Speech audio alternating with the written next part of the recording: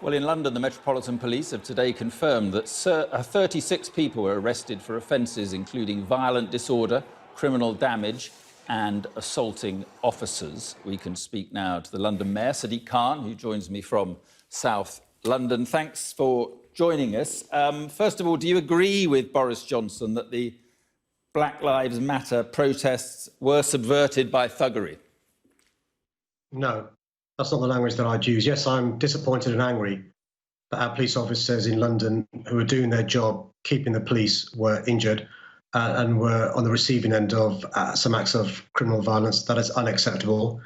But what I saw over this weekend from my home was thousands and thousands of people protesting peacefully, lawfully, and by and large safely, because they feel really angry that in 2020, black people in particular are still on the receiving end of racism, discrimination and equality. And the two things that are brought to the fore, their concerns around this, are the brutal killing of George Floyd, but also the unequivocal evidence that COVID-19 has had a disproportionate impact on black, Asian, minority ethnic people. And what I'd hope that Prime Minister would be doing is focusing on addressing this racism, this discrimination and this inequality that still exists in our great country. Yeah, but bottles were thrown at police, unarmed police officers were forced to flee for their own safety. Presumably you condemn any violence against the police?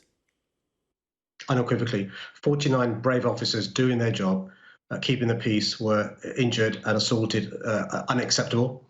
I've met officers on a daily basis who run towards terrorists and dangerous things and keep the rest of us safe. I've met bereaved families who've lost their police officer brothers and sons in the line of their duty. I've got nothing but respect for our police. It is unacceptable to attack our police. The point I'm making is, Mark, is that the bigger story is the fact that thousands and thousands of Britons, black, white, Asian, men, women, old, young, think Black Lives Matter, and notwithstanding this global pandemic, which makes it dangerous to leave your home, are willing to do so and are protesting peacefully, lawfully and safely. Yeah, I think what he means by subverted by thuggery is that there are those who are using these protests as an excuse to attack the police. Do you accept that? Well, I accept that a small minority of people acting badly are detracting from what is a really important issue here, which is the fact that in 2020, around the world, not just Minnesota and Minneapolis, not just in the USA, around the world, including our country, black people are still the receiving end of racism, inequality and discrimination. Of course, it's unacceptable if a small minority detract from this really important issue. And by the way, my advice, which is I've made quite clear and unambiguous, is people shouldn't be protesting because we're in the middle of a global pandemic. But if they are, it's really important to follow the advice, which is to try and keep a social distance, wear a face covering, try and keep 2 meters apart, use hand sanitizer during the course of a day, wash your hands regularly and thoroughly where you can. And what you must not be doing, of course, is breaking the law in the way that you're shown by your images in London. Yeah. Are the Met Police, your police, are they legitimate targets of peaceful protest, given what's happened in the United States and what's happened historically here, maybe? No, the police mustn't be targeted. Look, we've got 31,000 officers who work their socks off day in, day out. They're under-resourced, they're overstretched. They've seen over the last 10 years massive cuts. They've had colleagues who've lost their lives. And we've seen this weekend and last weekend 49 officers injured. It's not acceptable. Yes, of course, people have legitimate concerns about the use of excessive police force around the world, including our country. Of course, there are concerns, legitimate concerns around disproportionality, not just in policing, in the prison service, around the sentences judges give, around the number of black people excluded from schools, issues that arise from antenatal care all the way to mortality. Yeah. These are legitimate issues we've got to address as a country. That's why it's unhelpful when the Prime Minister leads with language like thuggery. But how can the police, though, it must be very difficult for them, I think, is the point I'm going to make. How can they crack down on the violence that we did witness when police brutality was at the very heart of the reason for the protest? I think we're in danger of conflating two issues. One is the general concerns the public have around racism, discrimination and inequality. Two is our police being able to police a peaceful, lawful, safe protest. Our police officers who are working this weekend on Saturday and Sunday, there was no justification for them being attacked. And it's really important the police will carry out their investigation. If any person, there's evidence of committing criminal acts against our police in London, action will be taken. There's a separate important issue, which is that we as a society have got to examine the racism that exists in all walks of life in our country in 2020, not just in policing, not just in the criminal justice system, in education, when it comes to who are more likely to be victims of crime, the fact that when it comes to media, when it comes to our boardrooms, when it comes to politics, when it comes to our cabinet, there are too few black people in there. Yeah, absolutely. The cenotaph, someone tried to set fire to the flags on the cenotaph. The Churchill statue was defaced. These are very, very important to many, many people in this country. Why are you not doing more to protect them?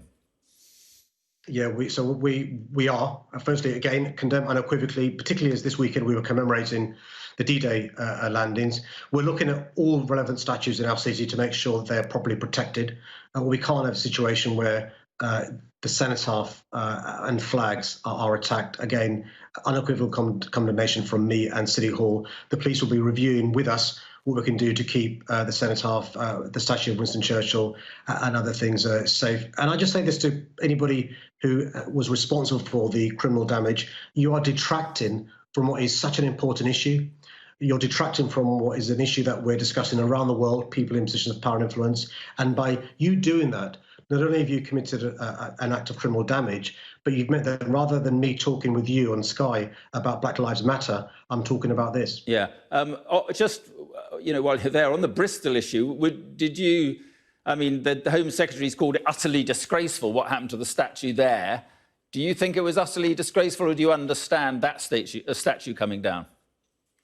I think our Home Secretary and our Prime Minister should try and walk in the shoes of a black person in Bristol who on a daily basis sees somebody commemorated, celebrated, who was a slaver, who was responsible for their ancestors being enslaved, responsible for bringing to this country 84,000 slaves and around the world, and thrown overboard 20,000 innocent black women and children. And I find the lack of empathy from our Prime Minister and our Home Secretary breathtaking. And just finally, there was a report out last week outlining the threat of COVID-19 specifically and disproportionately to black and ethnic minorities. It didn't come up with recommendations. What are you, many of these workers on the front line on London transport, what are you doing to help them to do risk assessments, and what recommendations are you making to them? Because they will be looking to you for advice. Well, I thought the government's review was, and I use my words carefully, a whitewash. What I've done is not simply show unequivocal evidence that there is a disproportionality, but make changes. So we have now carrying out risk assessments of all our people, not just in City Hall, not just in transport, not just in the police service, not just in the fire service. We're making sure we have proper risk assessments. That includes taking off the front line people who should be shielding. We've also made sure that we're keeping all our staff safe by having measures that are above and beyond advised by experts. We've got world-leading experts from UCL, the University College London, looking at what we're doing to give us real-time changes to be made. And I'm really pleased, as a consequence of me lobbying the Equalities and Human Rights Commission, there will now be a statutory investigation into the disproportionate nature of coronavirus COVID-19. Just 30 seconds. Should you be removing some of them from jobs that are public interfacing and frontline? We've been working really well with trade unions to make sure staff who are at risk are removed from the front line. So as we speak, I think 2,000 plus of our bus drivers are shielding for a variety of reasons to do with their age, underlying health conditions. And we, I think, have not just a moral duty of care, but actually a legal duty of care to look at what's happened in relation to the evidence to make sure everyone is safe. And that's one of the reasons why I'm surprised the government doesn't understand the feeling people have in relation to Black Lives Matter, not just George Floyd, but the impacts of COVID-19 on black people. OK, Sadiq Khan, appreciate your time. Thanks very much.